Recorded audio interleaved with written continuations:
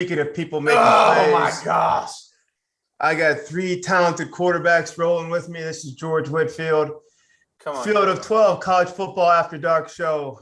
I'm rolling with the pride of Sooner Nation and Aggie Land, Trevor Knight, the king of Baylor. As you've seen a couple weeks ago, Bryce Petty. Big 12 ship. And we are Penn State, Christian Hackenberg. But before Hack leads us into the Big Ten discussion, fellas, we are rolling now. If you're there at home, at your tailgate, at your friend's crib or a bar or whatever else, you're still watching this Oklahoma State state championship here in the Big 12. Basically, it's the semifinal to get to the conference championship, to get a seat in the big dance. It's really a back and forth deal, fellas. The Big 12 here. How are we really positioned looking at these two teams? We thought it would go down to the wire, really, because Oklahoma hasn't knocked out anybody. And Oklahoma State has kind of been, slitting throats quietly all season. Trevor, I'm going to start with you. Your biggest impression right now as the Pokes lead by 4 in our time with a minute and change left. Your biggest impression right now, where we stand? Yeah, this is classic Bedlam game right here. You've got two teams battling out, leaving it all out on the field. We knew this was going to be a good one coming in. Everybody's picking Oklahoma State because they've been more consistent throughout the year. But Oklahoma has slowly slipped by to put themselves in a position here to play into the Big 12 title game. We know that Oklahoma State has already punched their ticket to Dallas next weekend, and this is for a rematch. And of course, it comes down to the wire here. Like all the games that I was a part of when I was wearing the Sooner uniform, Bedlam is crazy, especially going up there to Boone Pickens Stadium. Anything can happen. They're banging the paddles on the walls. It's going nuts. And so we'll see if they can get a big stop here and go down and put a couple points on the board and make this thing interesting here at the end. Bryce, speaking of interesting, you've played, like Trevor's played within this rivalry. You've played and beaten both of these programs, Sooner Nation and Okie State. Like, just your overall impressions of these two programs, with the hungry Baylor program kind of waiting to get a chance to break in on this. Are we looking at a rematch here? If either team wins, are we looking at an automatic rematch, or does Baylor have a case in particular if Oklahoma loses? They both have 2 losses and Baylor has the Baylor. Yeah. Shit, man. If Oklahoma State, can pull this out, it's Oklahoma State Baylor in the Big 12 championship game. That's why I'm pulling for the Pokes, which I never do. I hate them. Go ahead. Say it again. Yeah. But no, just kind of echoing Trevor's deal too. To me, I felt like Oklahoma State was going to run all over these guys because of how their defense has played the last couple of weeks, really finding their identity, stopping the run, getting off the field on third down. Oklahoma's been in this kind of weird, seesaw with who their quarterback is for the first time. And really, since really Lincoln Riley's tenure as play caller has really struggled on the offensive side of the ball. And this is just, shoot, man, it runs through Bedlam. So I think this is good for the Big 12 when this game is as good as it is, regardless of what, the guys are doing in Austin. So I'm really excited to see a rematch really between, Baylor and Oklahoma State. Two kind of really good defenses, even though we let up some big plays in the past game today. But this kind of bodes well. And this is, just real quick to tack on, as Caleb Williams comes back out and has a chance, this was a game that was won by Oklahoma State 3 quarters ago. We just, again, it's turnovers in rivalry games always kick your butt, especially with special teams as well. And all those came up 100-yard kickoff return. We also had a punt fumble. And Oklahoma did as well. So this is just a really good, just a fun rivalry game, end of the year kind of stuff. And this is where Caleb Williams is going to grow up. 18 years old, was playing high school ball last year. Time to grow up. Hack, speaking of growing up, you've been a young quarterback, an 18, 19-year-old starter in the Storm, watching Caleb Williams and Trevor made a great point before we actually came on air. He watched the first half of the season. Like, he's really only been out there. What's this, game 4, maybe game 5, something like that. Or is he really just kind of playing on instincts, or is he just like young? Or as I'm watching him go all the way down the field on a 50-yard run, like, when do we start to see the maturation process, or he is what he is for right now, just a young guy just trying to make it happen the best way he can? I think that's a really good question. I think it varies. Just thinking back to my true freshman year, like the growth from week 1 to week 2, and really from like week 2 to week 3, 4 for me was a lot. And I could see it and I felt it in my play. I think that obviously had a lot to do with how much time I put in with my coach and what his expectations were, and the ability that he gave me at the line of scrimmage and things of that nature. It got me in this space of just thinking about that and not worrying about anything else. And I think that really helped. Had a bunch of great guys around me, had some older guys who helped make that transition smoother for me. So I don't really know what Caleb's situation is in terms of in terms of what they expect from him, where his mental capacity is, what his role is in terms of driving that offense and operating. So it's hard for me to speak to that, but at least from my experience, I just feel that by the time you get to that 3-4 games, like, you know what to expect. At least I did. So for me, I think there's room for him to grow, obviously, and there's room for maturity. But with regards to the speed of the game, what's going on, knowing his role within the offense, I think he should have a fairly good grasp on that. And again, I don't want to speak for anybody, but that's so. Caleb is going to be a big part of this equation, regardless. Oklahoma State goes on, Sooners go on, but to the 2 Big 12 alum, if they win out, yes, the math says there's a seat there for the Big 12 with a 1-loss team if they win out. My question to you, Trevor, and to you, Bryce, maybe either way, is either one of these teams one of the 4 best teams in America? I'll take that, Bryce, because I've had my stamp on this for a while. A few weeks ago, if you guys joined us, I said that if Oklahoma could remain undefeated, then that was their only shot to get into the playoff. I still kind of believe that, based off of where the committee has put the Big 12. And just the level of talent in the Big 12, what they've put on the field, how they've beat up on each other. That being said, a lot of these other conferences have started to beat up on each other in a way that we did not predict. I predicted Ohio State was going to beat Michigan. They were going to have no problem. It was going to be Georgia number 1, Ohio State number 2, and everybody else, it really didn't matter after that.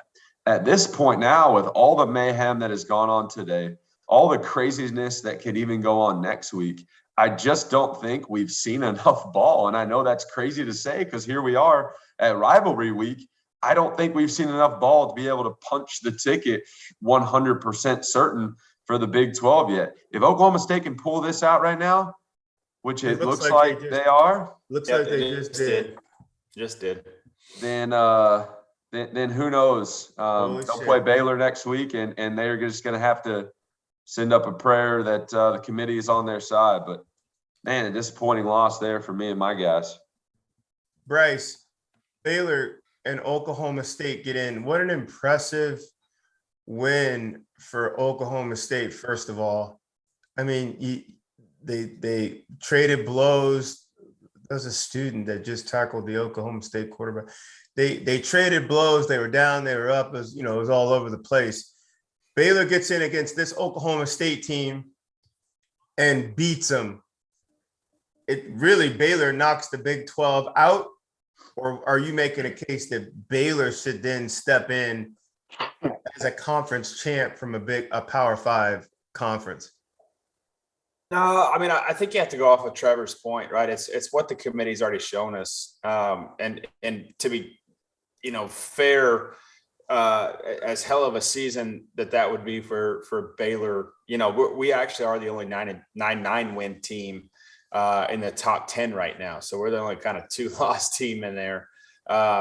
So there is respect there, but for them to jump Cincy, for them to jump Notre Dame, it's going to be too hard. And then, you're going to have everybody going, well, Bama lost to, undoubtedly the best team in college football in the conference championship. So I think there's just too many rungs to climb there on that ladder for Baylor to get in.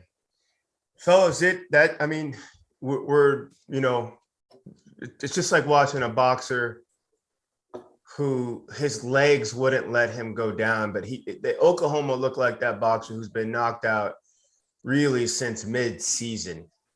They're too tough for their own good, but it wasn't a matter of if, but when. And I hate to say that about, of such a proud program, Trevor, but like Texas had him down, 20 something. Then they proceed to go on a 6-game losing streak. The Jayhawks have him pinned down with 6 minutes left to go in the game, and they crawl out of Lawrence, Kansas. Like so many opportunities, they don't make it through Waco. They don't make it here. It just looks like the proud champ that just wouldn't go down. I mean, I don't even know what I'm calling him a champ, just a proud contender or a proud, fighter who wouldn't go down. This is College Football After Dark, the Field of 12. Again, I'm with Trevor Knight, Bryce Petty, Christian Hackenberg. This is George Whitfield. We want to hear from you. You guys have been hitting us up from some of the best bars and some of the best campuses. We've had hits from bar owners and frat guys and sorority girls and everybody. We want to hear from you. Right now, we're going to adhere to our tradition here.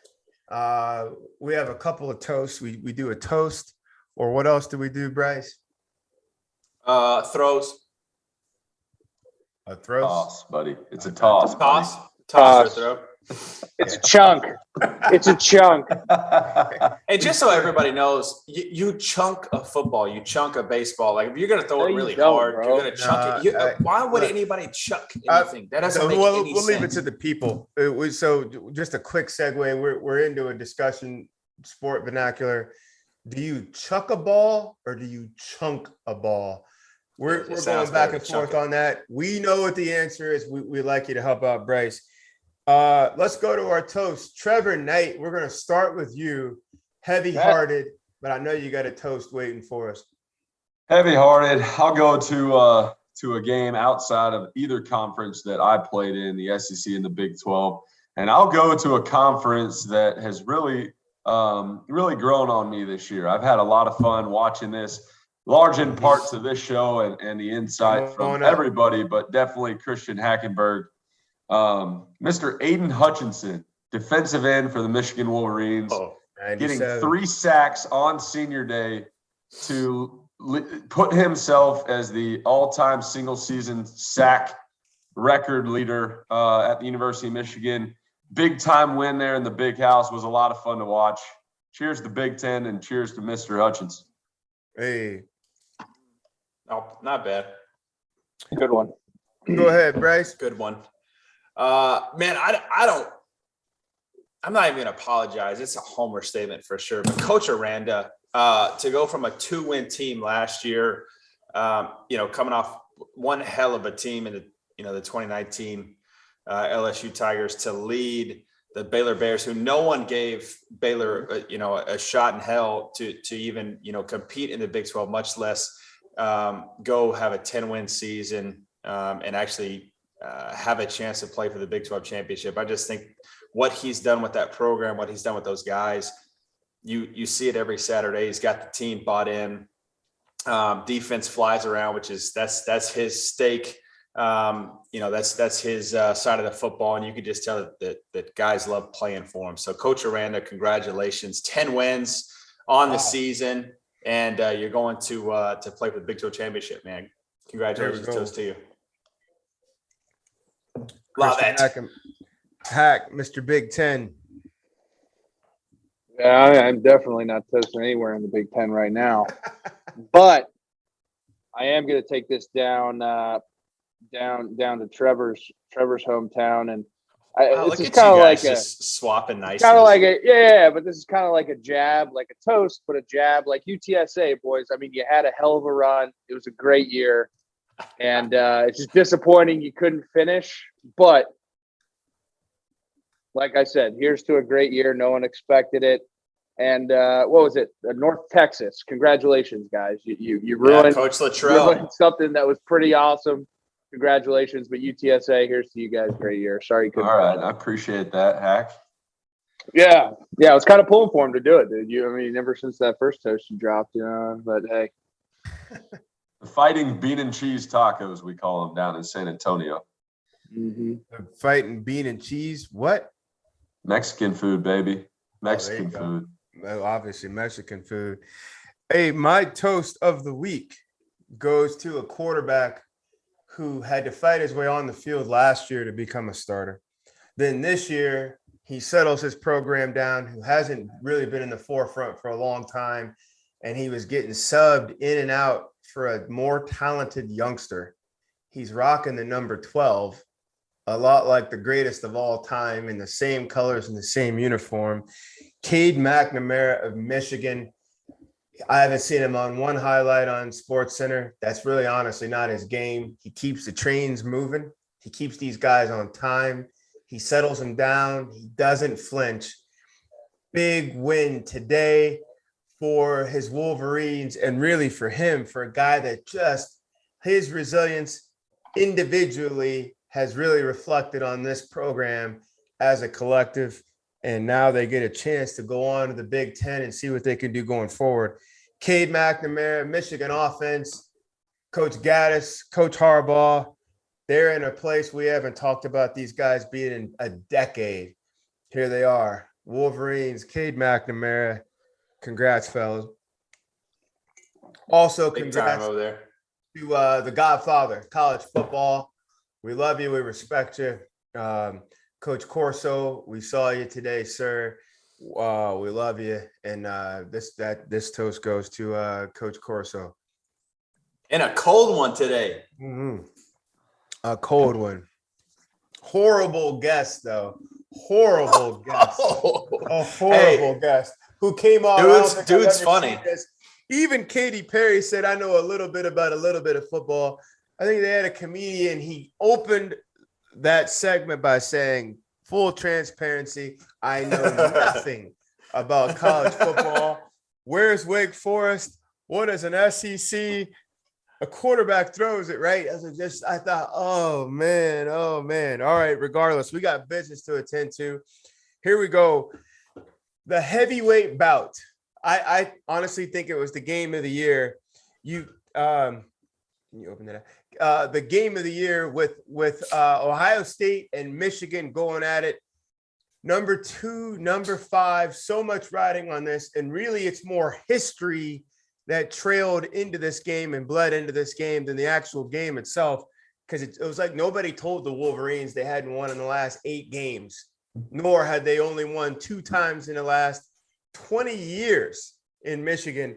The Wolverines, no trickery, no smoke, no mirrors, no triple reverses, no anything, no onside kicks, old school, come out to the backyard. Let's see what this is. They take down Ohio State. And just to kick this off, Hack and I talked earlier about this, and I want to get your opinion on it. Hack first, then Trevor and Bryce, about Ohio State either overwhelming an opponent. They jump on your throat like they did Michigan State, 50-0 at half. Or they're kind of the racehorse that's really talented, but if you can pin him in on the inside rail, you can lock him in. They don't really have another mode. It's either nuke them or you can drown them. Like they don't seem to have anything else in between. Hack, I'm gonna go with you. This is your backyard, your territory. What you saw Michigan go up against Penn State in Happy Valley. You saw them lose a tight one against Michigan State, and you see them take care of business what was your biggest takeaways today with the game? Yeah. Well, first off, happy it was back. It was not played last year for COVID reasons. But I think Michigan, Joshua Perry, my co-host on my other podcast, and I talked about this last week. Michigan is probably all three phases, and just from an ebb and flow of a game standpoint, the most complete football team in the Big Ten in terms of the extremes that they have on both sides of all three phases of the football as it pertains to highs and lows. They just stay right here, man. Whereas a lot of these teams, Ohio State being one of them, they're up here for a minute and then they're down here. And then there's just these massive dips and valleys within their play, whether it be one side of the football or the other. I feel like Michigan is just super steady Eddie, man. They have 2 All-Americans at the defensive on the edges with Ajabo and Aiden Hutchinson. I think their whole front seven is really solid. Defensive backfield is athletic. I think they've played better as the year went on, and that showed today. I know CJ still had 340 something yards, but they really stifled the run game and made them one dimensional. And then offensively, George, I think you made a great point about Cade. He's the perfect guy for that system and where that program is right now in terms of his story and Michigan's story in terms of trying to climb back. I think this, and I could be told, I'm like 98% sure about this, but this is the first Big Ten championship game that Michigan has been in. Since the start of the championship. Since the start of the championship game. Yeah, that's so. His story is really cool. I think Jim Harbaugh's evolution of being up here and then kind of going back to the middle of the pack and now climbing back and getting finally to that ultimate goal that he had and having a chance to play for a national championship, I think is really cool. And I think Cade was the perfect guy as an offensive leader and the quarterback and leader of the program. Just his story kind of embodies that entire journey. I think a lot of credit goes to Michigan and how they've handled this entire season. You could see the maturity, you could see the growth, especially on the offensive side of the ball, but top to bottom, and they've really just steadily climbed. And like I said, haven't been too extreme in terms of highs and lows. So a lot of credit to Michigan, and I'm excited for this team. I think they can really make a push. As long as they continue to keep doing what they're doing. And then, George, not to get too long-winded, but just to kind of start this off with Ohio State, man, like that team is like the Golden State Warriors, dude. They live and die by the 3 ball. Like that's the most simple way that I could put it. They shoot their shot, and if they're rolling, they could hang fucking 70 on you. But if they're not, I don't think they have as dominant of a defense as they've had in the past. So that kind of hurts them. No low post game, no mid range game. That's what hurts them. So they live and die by the 3 ball. That's a big assessment right there on Ohio State. I love what he said about Michigan. I agree 100%. Could we go to the producer here, Dagan Hughes? Can you put up a game chart for Michigan and Ohio State just to point out a few things here as we get Bryce and Trevor in on this? First off, Michigan has never trailed this year. I don't know if you guys know that. Until they got beat by Michigan State, till Michigan State took the lead, they have maintained the lead from start to finish in every ball game. There were no comebacks. There was no, I have to hurry up and run a team down. They haven't really been in a track meet because they don't really let it get into a track meet. It's just like a wrestling match and you're the stronger guy the whole way. That's the sport they're playing. So we may not have a chart graphic. All good. Bryce, Trevor, the Wolverines, steady, reliable. You know what you can hang your hat on with them, and it travels. And they did it with a run game. And I'm not talking the cute end around, chip a guy, make a move in the open space, get 40 yards for us, 6 yards, 4 yards, 5 yards, 8 yards, 6 yards, 10 yards. Center guards, tackles did the work, and they came downhill on a monster today. Not necessarily a monster defense, but they said this is the best way forward. What are your impressions? I'll go with Bryce. I'll go with Bryce first. Your impressions today, just when you see that outcome, 42-27 Michigan, and the tailback, Hassan Haskins, 5 rushing touchdowns. Yeah, well, I would say to the people that are, at the bar, in the sorority house, fraternity house, whatever. If you did not watch this game, you ought to go back and watch it, just because this is a hell of a football game. This is Big Ten at its finest. Really from start to finish with all the hype. You got both, and I don't know when the last time we had big, the big noon kickoff group on Fox plus College Game Day both go there. It was just so much hype into this game. There was so much hype into Harbaugh and what he hasn't done, why this game was as important as it was to him, not only just the program in and itself, but to him specifically. And then those guys went out and like Harbaugh said in the post game, man, they just executed. They executed flawlessly. And look, Hack's been talking about this really since week 1 with Michigan. They know who they are. They're going to run. They're going to beat it down your throat and try and stop us. And this was the perfect game, from a weather, kind of, I don't know, situation to where it just played in their favor the whole game. They had the crowd, the big noon kickoff, and then it was a snowy, drizzly day to where it was just everything pointed to, can the front 7 of Ohio State beat the front 5 of Michigan? And they didn't stand a chance. I mean, almost 300 yards on the ground. To your point, George Haskins, the big play with Corum. Those guys they knew what to do, who they were, and they weren't going to get away from it. So I just loved watching. It was just a fun game to watch as a college football fan. Going back and forth. Crazy that they haven't, ever been down before, because typically when you do see teams that are, kind of live and die by the run, as opposed to a 3 ball, that if they do get down, it's hard for those guys to get back up. But just a great game all around, and really happy for Coach Harbaugh and really what he means to that program and in terms of in the building, outside the building, but also for Michigan to play their way in, because this was the game to do so. Quick one-word answer from all three. I'm going to start with Hack. Is Ohio State still alive for the playoffs? I think there's a scenario and there's an argument. Yes. Trevor? No. Bryce? Nada.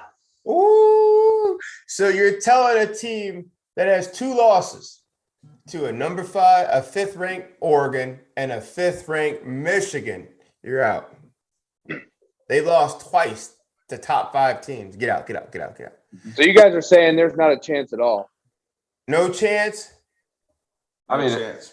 Very slim, if any. It There would is have a to be. scenario. Where do you think they dropped to? I think the only way they get in is if Still a ahead of Cincinnati Baylor. team loses to Houston in the American title game next weekend, and a few other things happen. And I hadn't put pencil to paper to make sure all that happens. But if Cincinnati wins next weekend, they're in. So that makes 3. Wait. We'll come back to the playoffs. But so Hack is saying yes. Trevor, you said not a chance, but now you're actually making a case. And Bryce, just as a committee member, you're on the committee. Is Ohio State, can they go on and get ready for Rose Bowl? And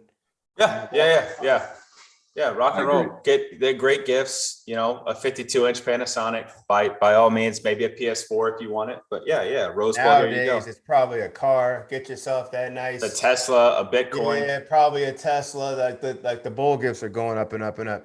A quick message now from our newest sponsor, BetterHelp. Is there something that's preventing you from achieving your goals or interfering with your happiness? If there is, let me tell you guys about BetterHelp. Professional help done securely online. Check out betterhelp.com/field.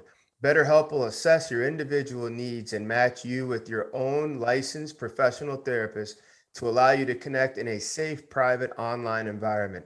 It's so convenient you can start communicating in less than 48 hours. BetterHelp is not a crisis line. It's an avenue to accessing professional therapy without having to sit in an uncomfortable waiting room. BetterHelp has licensed professionals who specialize in depression, stress, anxiety, as well as relationship and grief counseling. You can message your counselor at any time and get timely, thoughtful responses. You can schedule weekly video sessions or phone sessions. Find the particular expertise you need online. Don't limit yourself to the counselors located near you, and do it in a manner that's more affordable and traditional offline counseling. Financial aid is available. So many people have been using BetterHelp that they are recruiting additional counselors in all 50 states. I want you to start living a happier, better life. As a listener, you get 10% off your first month by visiting betterhelp.com/field, all caps. Join the over 1 million people who have taken the charge of their mental health. Again, that's BetterHelp, capital H, capital E, capital L, capital P.com/field, all caps.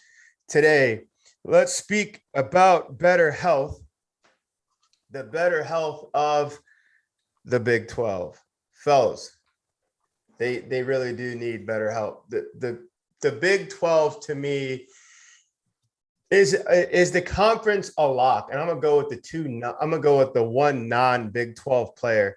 Hack, does the Big 12 have a seat regardless, given all the other movement in the landscape?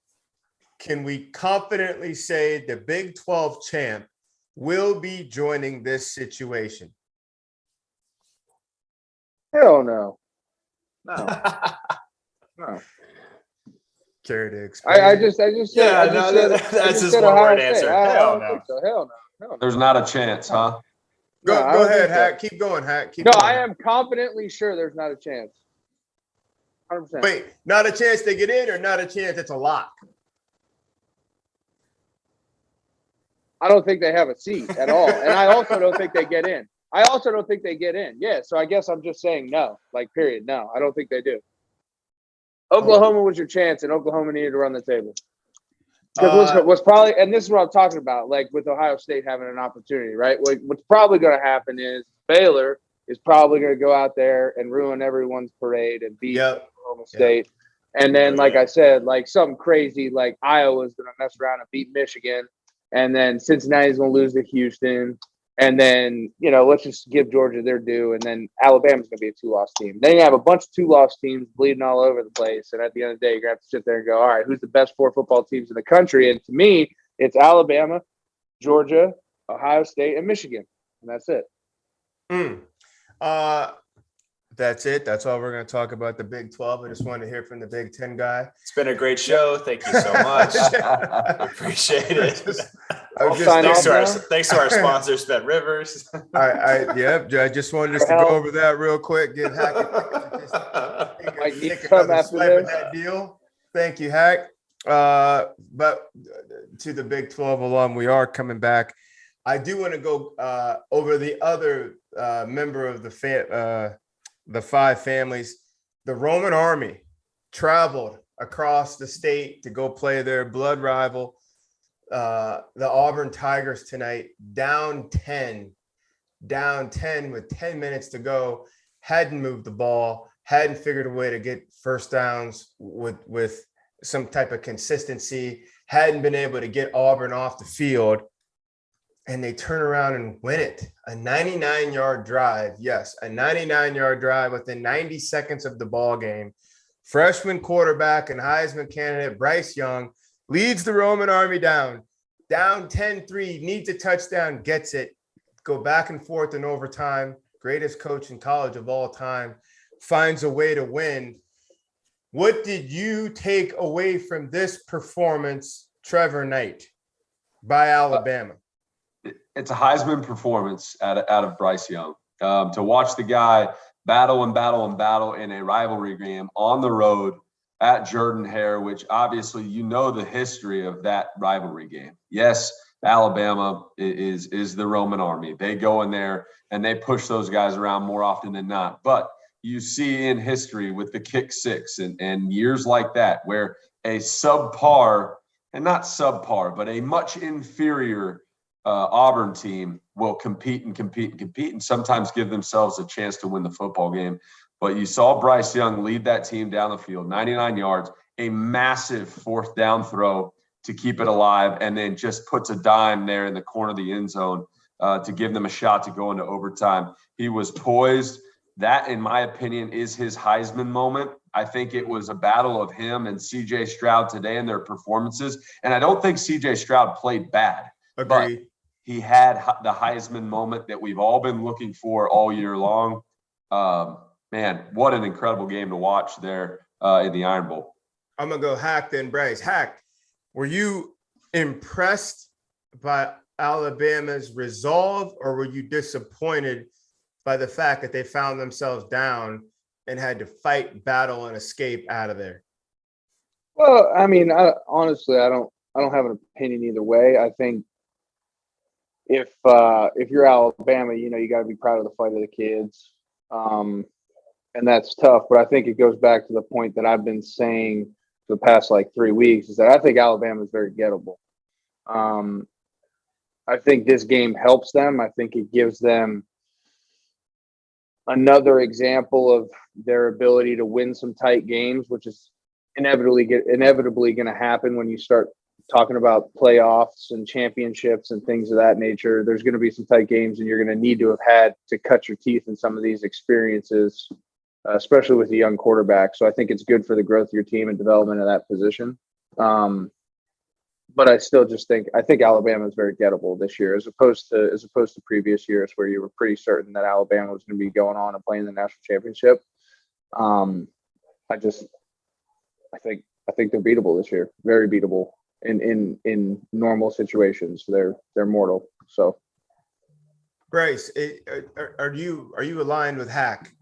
Yes, they're beatable because it seems like most of the country is, but are you impressed? Are you disappointed? Or they just look vulnerable? What's your impression after you see what happened tonight in Auburn? No, I'm certainly impressed. I mean, this is rivalry weekend. And if I have to say rivalry one more time, I'm going to throw something because I can't say it without fumbling over it. But the idea of this weekend is literally to trip up the person or the team that's supposed to win. That's the whole knows point. you the best. Yeah, I mean, because these guys circle this, and for you guys and girls out there that don't know, I mean, this goes way back. This isn't just this game. This goes back to recruiting. You have camps with the same guys that are going to Auburn that maybe didn't get a scholarship to Alabama, or vice versa, or that picked Auburn over Alabama, or vice versa. So there's so much that go into these games, and even the Oklahoma game, Ohio State, Michigan game. I mean, you see it. These games, there's so much hype to it. That's what's so beautiful about this game. It's about this is truly, and my esteemed colleague Trevor Knight always says it, is just, can you find a way to win? Where I get so pissed off at him saying that about Oklahoma against Kansas, because that to me isn't a game. But the Oklahoma State game, the Auburn Alabama game, it is truly finding a way to win, because you are going to go 12 rounds. You just very rarely ever see a game where there's a blowout in these type of games, because there's so much emotion to it and just physicality. In the trenches, from a schematic standpoint, and just what goes into the week of a rivalry game for coaches, students, and all that play. So I loved it, man. I thought this was, to Trevor's point, definitely a Heisman moment. To Hack's point, the fact that they're gettable. I mean, if you didn't watch Nick Saban's interview last week that kind of went viral, it's one of the most incredible. Oh gosh, it's so incredible, because the thing is, I mean, we'll break it down to people who didn't see it, Bryce. Well, I mean, it's an 8-minute spiel, but the gist of it is that there's so much expectation on the Alabama football team, to where people and fans out there get upset when they're not blowing people out. And the beauty about that is the fact that us in the media and us couch quarterbacking and all this kind of stuff get so enthralled with saying that Alabama is gettable. When you have an Alabama team that doesn't just throttle people week in and week out, it's like, man, this is great. But that's their expectation, though. I mean, they've earned that. Yeah, definitely. But I mean, that's what's made them such a dynasty for as long as Nick Saban's been there, is because we're finally getting to say that they're gettable. Finally getting to say that, man, it's a 2-win Alabama team. And there's nothing against what you're saying, Hack, because I totally believe it. I'm like, man, these guys are gettable. But the idea is that when you play this sport, and all four of us, on this Zoom, Dagan, I'm not sure if you played. I feel like if you did, you're probably a kicker or punter. That's totally fine too. But the idea is that this game is so hard. It's so hard to win week in and week out, and we always say it. But to be able to do it for as long as Nick Saban has, and still have the criticism of a fan base to win the right way, or the way that they just expect them to, that's a crazy, I'll use Reese Davis's term, albatross on your shoulders to get off, just because it is so hard to win in this league, in the SEC or the West Division. So the idea that they do it the way they did it today, doesn't matter if Auburn's a 6-5 team or not. Auburn has had this game circled for the entire year. And it's what these guys work for, even, hell, in the weight room, running gassers, in camp, summer training, doesn't matter. So all that being said, my hat's off to them, because they played a hell of a game. And I'm certainly impressed that they got through this and they did what they needed to do to get to Atlanta for the SEC championship game. Okay, Dagan said we do have a little bit more time left in the broadcast. Thank you, Bryce. We do have a few. Oh, God. Hey, so my impression, just quick on this Alabama game, and Hack and I talked about it. To Trevor's point, Bryce's point, you have the Roman army who normally marches in, tramples your village, keeps it moving. It's business. It's business. They don't even litter when they trash your village. I mean, they stomp your village. They don't litter. They just keep rolling straight through. Tonight, you saw a little bit of 300 Spartan mode in them. 99-yard drive. Twice they had the ball on the one with under 5 minutes left and under 3 minutes left in the fourth quarter. No penalties, no missed assignments, and along they come. And we're accustomed to maybe seeing that with a A.J. McCarron or some of these older quarterbacks who have been through all the battles. This is Bryce Young's first trip around the track, and he's settled in and doing that. It isn't the best Roman army we've ever seen. This is just the Roman army General Saban has, and he's using what he has to the best of his abilities and their abilities. Explosive, no. Vulnerable, yes. Still on track to go into the dance and do some real damage. This is exciting. We got some questions flowing in from the producers. Here we go. Oh, this looks like it's going to Trevor. Are you familiar with Red Brick Bar in Norman? I am. We have two ladies down there right now, Kaylee and Lauren, who are sitting there with all their girls. They're watching. They said, I think I'm doing that right. Can the Sooners really win it all this year? That's what they want to know. In your opinion, them at their best, can the Sooners win it all? Assuming they get in, can they win it all? Well, obviously, based on the outcome of tonight's game, that's impossible at this point. Coming into tonight, I think it was still a far out chance, just with the way that we've won, the way that we've played this year. Struggled through games, but found a way to win, which gave us a glimmer of hope. But dropping this one tonight, not going to the Big 12 championship game, not going to have a seat at the table. Obviously, we can't win it all. Still a 10-win season. It's disappointing in Norman for all those people because they wanted a shot to go 7 in a row, but 10-win season, just not the year to get over the hump. What about let's just keep it in the state. What about Oklahoma State? Can you give the girls anything for Oklahoma State? I think Oklahoma State's got a shot. They've obviously win it all. proven that they've The got White a shot to Walkers. get a seat at the dance. I don't think anybody's got a shot to win it all at this point. I think Georgia has shown that they are the team to beat. Everybody else is playing for second place. They continue to separate themselves week in and week out. And so it's battle for second place. They could potentially get a seat in the dance, but they aren't winning.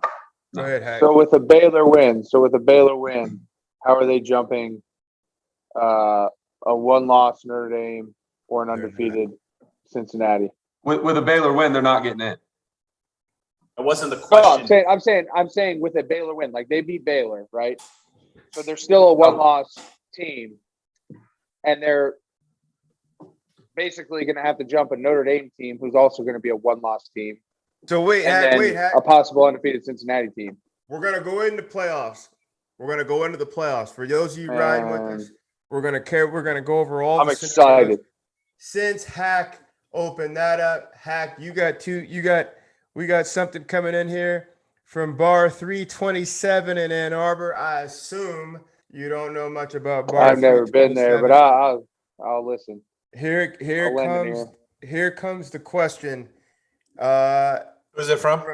From Rob and Jeff. Bar 327. Sound like Michigan, man. It seems like everyone's talking about the four best teams making it to the playoffs. Who are the four best coaching staffs in America, and don't they dictate what happens? Great question. Ooh. Who are the four best coaching staffs in America? Wow. Yeah. And don't they dictate what happens? Right. Like, basically, are we seeing the four best staffs alive right now? As a coach. That's hard, man. I mean, obviously, you got to respect Saban and what he's doing. I think the way that Kirby's developed everything down at Georgia and what he's ultimately built that to deserves a lot of credit. The hires he's made, the people he's put around him. There's a lot of damn good coaches out there, man. And it's hard to narrow it down. I mean, it just depends on what you're gauging success on. If you're gauging success on consistent competition for championships, I mean, Dabo's in that conversation. Even though this year they had a little slip up, he's still in that conversation. He's had sustained success. Like I said, Kirby, I think, Nick. A lot of these guys are ironically Nick Saban proteges. Yeah. But then just even looking in the Big Ten, I mean, Kirk Ferentz has a 10-win team with a averages friggin' piss team, top to bottom. He's got a 10-win season. There, Hack? They are. They don't do anything flashy. They don't do anything flashy, and they get things done. And Kirk Ferentz, I think, is a hell of a football coach. And then you could argue for Mel Tucker, what he's done at Michigan State. So there's a lot of damn good football coaches. I think it just depends on what you gauge success. And that'll be my answer without having to start Googling stuff. There you go. That's for Rob and Jeff. Hopefully you guys are watching.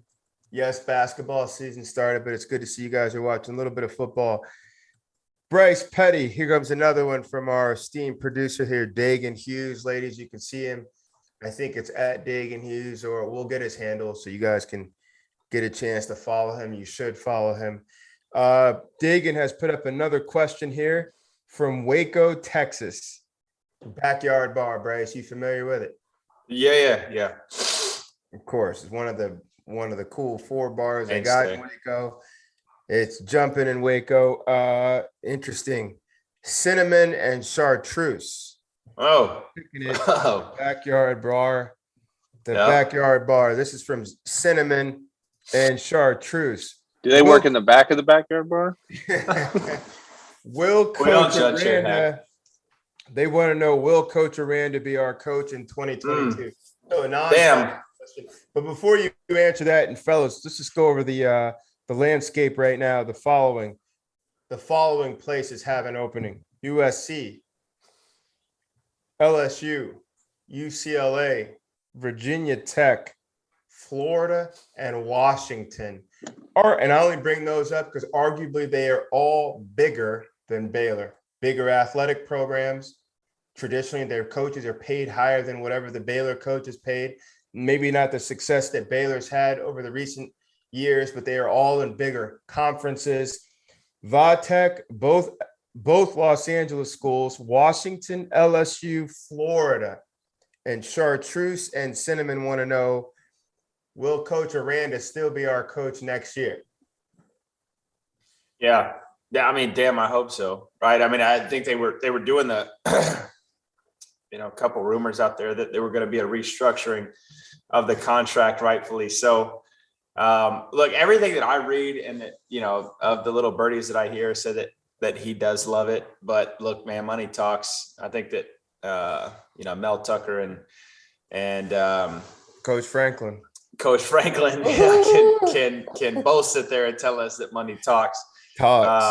And so look, if you're a head coach out there, I'm chasing M's because those M's are guaranteed. So I'd love to sit here and say that he's going to stay. But if LSU offers him something crazy and the guy Norman turns it down, which I think he'd be nuts to turn it down. Trevor and I talked about that on our podcast. You think, you think Lincoln Riley is going to LSU? Word on the street, they're going to offer him. Oh, let me ask you this though, Bryce. Let me ask you this though, right? So like, so it's a two-part question. When's enough when it comes to money, right? Like, I mean, if you're making $6 million a year, you're making $6 million a year. If you're making $4 million a year, you're making $4 million a year. I understand it's $2 million, but like, I mean, hey man, if you're signing a 10-year contract, let's keep going. And what I'm asking you is that differentiation in value, that loss there, is that worth having to pick up? Like, let's say like your guy at Baylor has done some pretty good stuff. He's established a great culture. He's had some success, totally flipped it around. He's got that ship going in the right direction. And all the effort that goes into that, that's a lot of work, top to bottom, groundwork, day in, day out, recruiting all the way to film breakdowns and practice. Is that worth going somewhere else at like a troubled LSU right now and having to completely start over? Maybe have to do a revamp of culture, maybe not, maybe have to find some things. Like, is that worth it, right? Do you think I guess what I'm saying is, do you think there's a value in starting something somewhere and staying there and rocking with it? Do you think coaches still value that?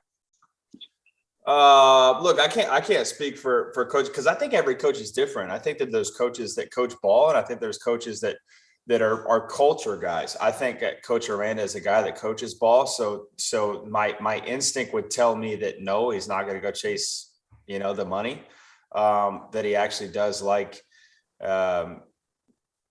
Waco, what that culture is in and of itself, just the city of Waco, the town of Waco. The other thing too, man, he just, spent 3 seasons there in Baton Rouge. So it's not like it's going somewhere that he doesn't know. And at the end of the day, and what we were talking about, on our podcast was the fact that, man, just like that article that came out a couple of weeks ago, dude that wrote it was talking about teaching his kid to be a failed head coach. Why? It's because there's guaranteed money in it. And that's generational money. It is what it is. And so I think that no one wants to lose. It was a hypothetical really satirical article, really. But at the end of the day, the idea of what college coaching gives you and your family. Yeah, man. If you're a Baton Rouge guy, you're a Waco guy. If you're a Waco guy, you're Baton. I think those two cities resemble each other. Not in the sense of the pressure. I'm just saying like what the money gives you, right?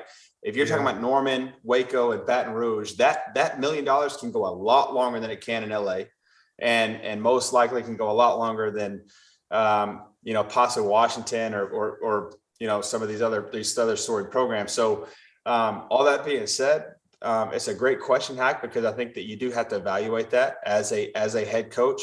If it's something that you want to build, that you want to put your stamp on and say, look, man, I like Waco, I like Baton Rouge, I like insert here.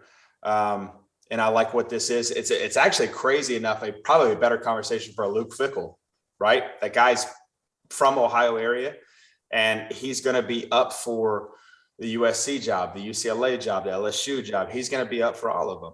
And he's kind of come out and publicly said that, though. I think I don't want to speak for that, but he has come out and publicly said that he's like, "Hey, I like it here. Like my family likes it here. I've established a culture. Right. I've kind of worked for it." Yeah. So I just think I find it interesting, man. I think there's certain guys who I could definitely peg for like money chasers, but then there's certain guys who are like, that guy gets it. He's a ball guy. I think he likes the culture, and he wants to see this through. One of those types of guys. See where it can go. All right, Trevor, what you got? Because I know that you got some stuff on that, Trevor. Yeah, no, I think you guys kind of hit all the high points, but you look at, and I'll just pick out Lincoln Riley because we've talked about that in general. Lincoln Riley is a guy that is from the panhandle of Texas, Muleshoe, Texas. His wife is from there as well. So outside of his alma mater right down the road, which is Texas Tech, which is not a tier 1 program, he's at a tier 1 program where in-laws can drive in and see his 2 girls. Maybe if he's sitting on the couch at night, I would believe that his 2 girls love their school system.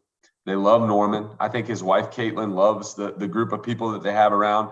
So there's a lot more variables to it than just, hey, LSU, $4 million more or whatever it is. But again, if you're telling me that take yourself out of the coaching tree. If you're a CEO of a construction company and you're making $7 million a year, it's a global construction company, and you got another one saying, hey, you're going to do the same thing, but you're actually going to inherit a better foundation in this company because we already play in these markets, which is LSU. You're going to inherit a better group of guys in the SEC than having to transition your roster over in the next couple of years. And oh, by the way, we'll give you that better foundation in these markets that we play in, and we'll also pay you $4 million more. $4 million is $4 million. And I get it. When you're talking millions plus, Hack, you made a great point. How much is enough? But you start thinking about your kids and your kids' kids. And that's a lot of money going into that trust that can carry your family for a long time. So I think you guys both made great points. Everybody's a little bit different. Luke Fickell, he's happy where he's at. He's got his culture down. He doesn't want to go rebuild it. Maybe Lincoln Riley, maybe one of these other coaches. Hey, show me more M's, and I'm on the road. But I'm going to challenge all you guys on the money part. Yes, X millions of dollars in a Norman or a Lincoln or some of these Midwest or Southern cities is better. It's further money than the same money in an LA or Palo Alto. So markets I get. But being at your best and having the best possible team you can put together in Norman isn't the same as having a revved up machine in Baton Rouge. It's not the same. It's not the same. And we got a chance to see what that machine looks like 2 years ago when Joe Brady before he got there, Joe Burrow was seen as a 6th-round quarterback who transferred from another Power 5 program where he was only the top 3. All those werewolves, all those greyhounds down there, when you see LSU up and bowed up in its best, there's only maybe 3 other locker rooms I could come see them. It's not the same. And I'm talking about the road to the national championship. Money's money, and these guys will get that all sorted out and situated, and it's with the ADs and the buyouts and all the rest of this stuff. But if you're Lincoln Riley, now you're in the SEC, and you're in the Shark Tank. Before, I wouldn't call the Big 12 a Shark Tank. You guys maybe a tuna tank or a marlin tank or something like that. But now that you're in with the monsters, do you want to be in Oklahoma's building trying to architect and put all this weaponry together to go get the rest of these guys? Or would you rather be walking into LSU's team room, homegrown, half the programs from 45 minutes out? And they're all werewolves. Louisiana kids stay there. If you're in Oklahoma, you got to pull from Texas to get those kids to come up from Texas to come play for you. Louisiana, they're homegrown. Walk out of your backyard, throw something, you're going to hit 3 werewolves, and all 3 will come play for you.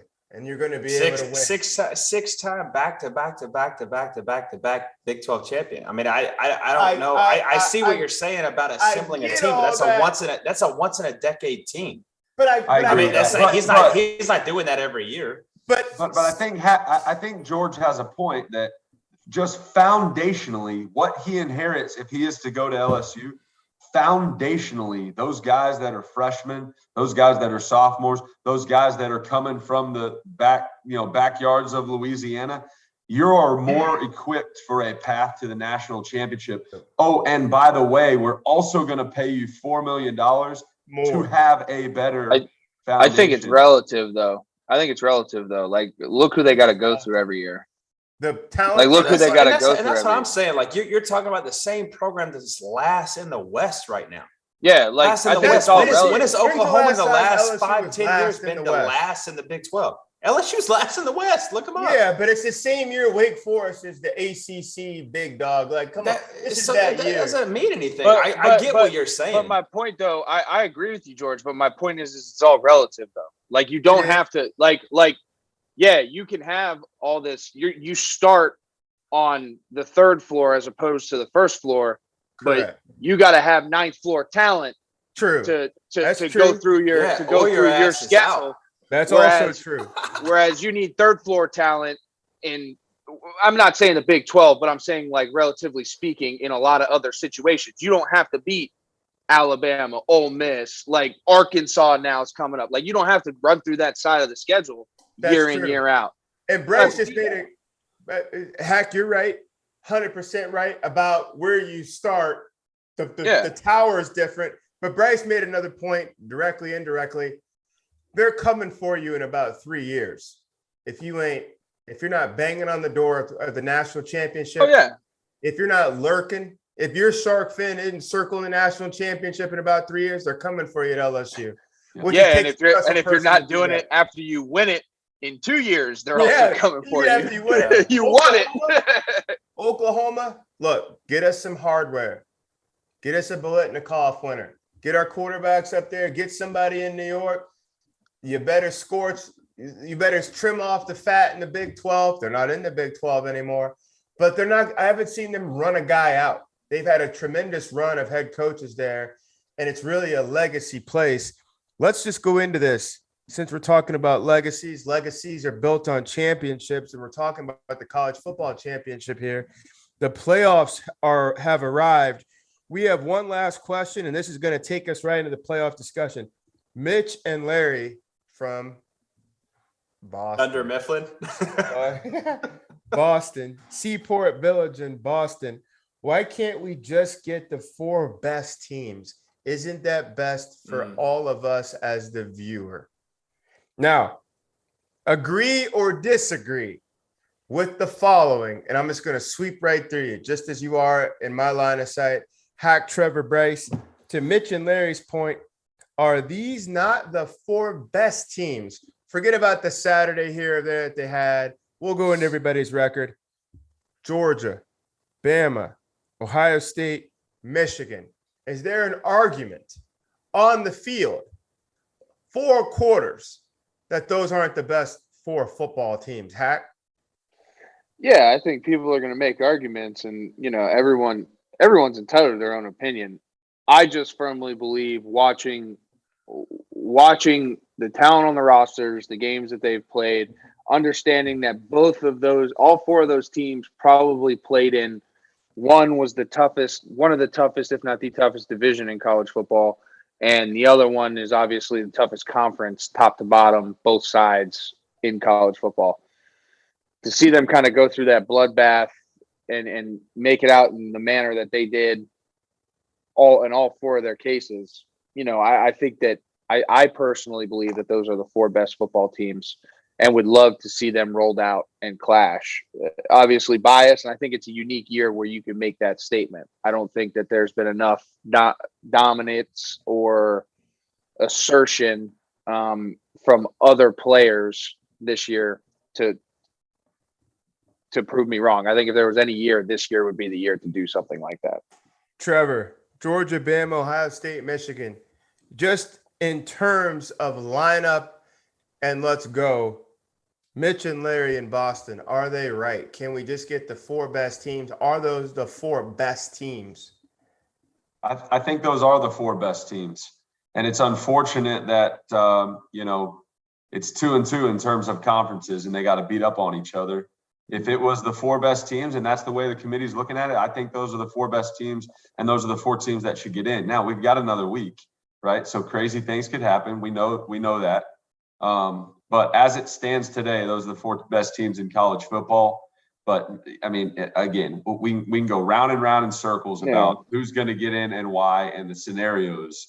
But after watching Ohio State and Michigan, especially we knew Ohio State, and we thought we kind of knew Michigan. They were kind of sitting second fiddle to Ohio State. But Michigan showed us today that they can line up in the trenches and go against anybody.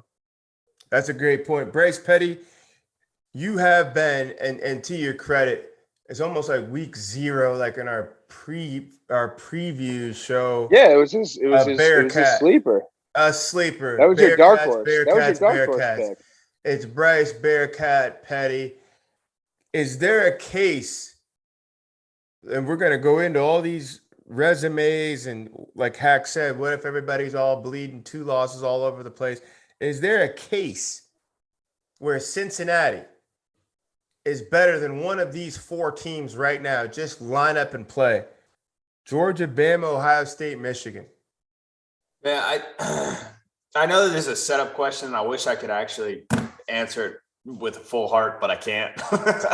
No, I really don't. And I tell you what, off of Trevor's point, I mean, it's not unfortunate. These are the 4 best teams. And if you go back to preseason, when I said it's a we thing on Cincinnati, Oklahoma was number 2 in that world. And it was supposed to be, Alabama and OU. And so, if OU plays better, I think that they're in the conversation.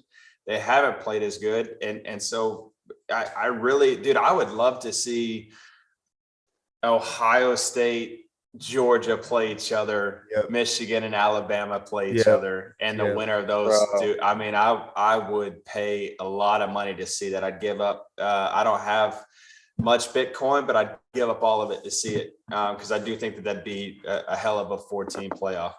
There'd be a Supreme Court case for the mayor of Cincinnati would be at the college football steps with a Supreme Court case going up against the college football playoff. Fellas, let's just look at this here for a second. End of next week. So we do this show next week, and we're sitting here. Ohio State still has 2 losses, and they're out of the Big Ten championship. So their 2 losses remain. Say if Michigan catches a gnarly Iowa team and loses, Michigan now has 2 losses. Georgia beats Bama. The White Walkers, number 1 team in the country, beats the Roman Army. So losing to the number 1 team, what if it's close? Bama now has 2 losses. Hack brought it up earlier. Houston beats Cincinnati. Cincinnati hasn't lost in 2 years. What if they get beat by a field goal and you have a 1-loss Notre Dame team and you have 1 spot? You have 1 spot now. Really, in all this chaos, what happens? The 2 best teams in the Big Ten with 2 losses, forget about whatever Iowa says. Georgia Bama now has 2 losses, legacy. Cincy Cinderella has 1 loss, and Notre Dame, Cincinnati is Notre Dame's 1 loss. Who makes the best case? Bryce, so are you saying that Iowa's in if they win the Big Ten? No, I'm not. No. You said there's Iowa 1 spot. You said there's 1 spot left. So who is it? It's Georgia. Yep. You said Notre Dame is in with 1 loss. Notre Dame, Cincy lost. Alabama lost. Yeah, and Michigan so lost. So who is it? Are in. So let's just say Georgia's in. Oh shit. Hey, but what I will say though is if Iowa wins, that is a 2-loss Iowa team. That's a 2-loss Iowa team. So that doesn't make them better than Iowa. I didn't even think about that. That's a pretty crazy thing. So, yeah, if Iowa wins, like that'd just be, But I'm saying, I mean, they're on par with. They're gonna be calling up the Big 12 commissioner, like, "Hey, Bob, You want to send us up one? But there's really Oklahoma like State one or lock, Baylor? right? But there's really like one lock though, right? Like Georgia's Yeah, locked. If Georgia- all that plays out, like what's happening? Georgia's the lock. And fellas, you got a pen there. Scratch out the following. Georgia's the lock. The two baddest Big Ten teams have 2 losses. Bama, 2 losses. Cincinnati and Notre Dame, 1 loss each. Georgia is the lock. I don't see anybody else making it in just because you're starting from so far outside. Baylor could throw its 2 losses in there and run the table and find itself in there as well. This is all assuming the Big 12 got blown up. Then what happens? Trevor, I'm gonna go with you, and I know it's repetitive, but I just want everybody to be clear on what I'm asking you. The 2 best teams in the Big 10 after next week have 2 losses. Bama now has 2 losses. They lose to Georgia. Cincinnati loses. Notre Dame loses. Make the case. Who are the 3 teams you still take to go in? Well, in your scenario, the 2 best teams in the Big Ten would not be the conference champion. They would have 2 losses, and Iowa would have 2 losses. So there's really 3 to talk about in the Big Ten. Is Iowa's case equal to or greater than Michigan and Ohio State's loss? I think because of the fact that they won that conference, that they have to be in the discussion, right? I mean, how do you not? They came from the flat side of the conference, I get not the it, mountainside. but you knock off that side of the conference in the championship game. Yeah. It'd be really, really difficult to say, hey, congratulations, you came out and played really well on championship Saturday, but the team you just beat and the team that beat them, sorry, man, you're not getting in. I think at that point, the committee would be forced to put in an Iowa team if they're going to take a Big Ten team. They'd be forced to. And then I think they take And then I think they take another Big Ten team over anybody in the Big 12. So I think it would be Georgia, Alabama. Even with 2 losses. Even with 2, everybody's got 2 losses now at this point, right? So Except Georgia, If and Iowa Notre Dame. jumps Cincinnati from and Notre number Dame. 16, but Cincinnati's holding on because That's Cincinnati's to the moon, holding on my boy. because of the goose egg. We know that. Cincinnati loses, they're out. right? I agree. Notre Dame makes a case potentially, but I think it'd be Georgia, Alabama, Iowa, and then you'd have to take the head-to-head and beat Michigan. Hack and Bryce, we got to go quick because we're gonna try and get people back on the road here, heading out of their tailgates. I'm gonna go with you first, Hack. Are you in line with Trevor there? A 2-loss Bama in, Iowa in, and then Michigan in. Am I saying that right, Trevor? Yeah. Hack? I think that was very well thought out, Trevor. And if I was thinking rationally right now, I'd completely agree with you. But I'm going back to what I said earlier, and it's going to be Bama, Georgia, Ohio State, Michigan. If that happens, that's what's happening. you're I'm going into freaking the nuts. committee. Even if I'm Iowa going wins into the the Big committee Ten. with 6 shooters, there dude. ain't I'm no going in way. there. I'm going in there way. with 6 shooters, guns blazing. This is what we need. Hack is saying the same thing. He's just saying Ohio State over Iowa. Look, however Iowa got there, they made lefts and rights and got in the conference championship game and found And won themselves in. It's like they went and found themselves into the vault. But he's saying it's still, regardless, Ohio State. Bryce, Georgia being a lock because they don't even have a chance to lose twice. Georgia, all the other monsters have 2 losses. Cincinnati and Notre Dame, 1 loss each. Where are you in how we would stack this thing?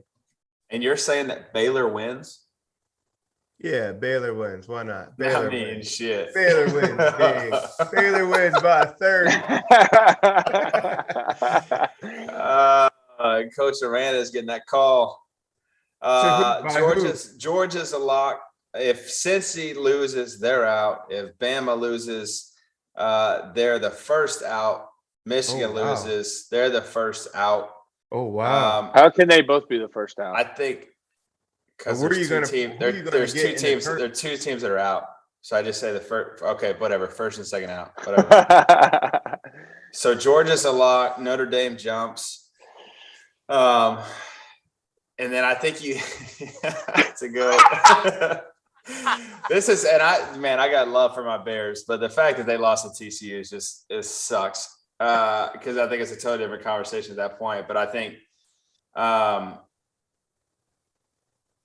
based on the committee, this is based on the committee. You're on the okay? committee. This is your voice. I know. Well, if it's my voice, then I don't want no part of Notre Dame being in there, so they ain't in there. So I got Georgia. I'm gonna take. God, I hate Hack. Because that's who I want to see in there. That's who I want to see in there. Go, Bryce. I would literally say Georgia, Michigan, Bama, and Ohio State just because I don't know. That's stupid. It makes me so mad, but it's stupid.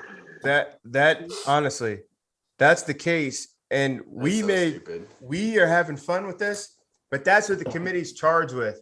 Are you going to take, who turned their homework in or who made the proper lefts and rights and whose house was still up to take over and whose house was gone? So it don't matter if you take, that's your 4 best teams when it's all said and done. And isn't that what we're trying to get to? That's all predicated if Cincinnati loses. I mean, if we have this bloodbath scenario, if Cincinnati wins, well, then by all means they're in. And the awkward deal would be if Oklahoma State wins out.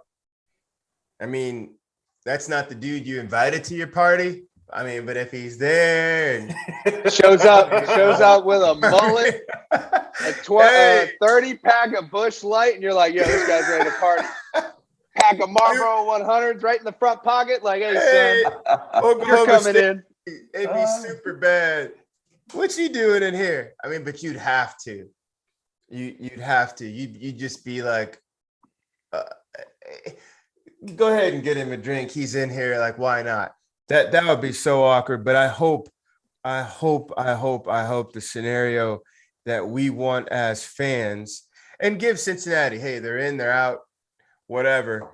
But the ultimate is the heavyweights from the 2 toughest divisions in football, Big Ten East, SEC West.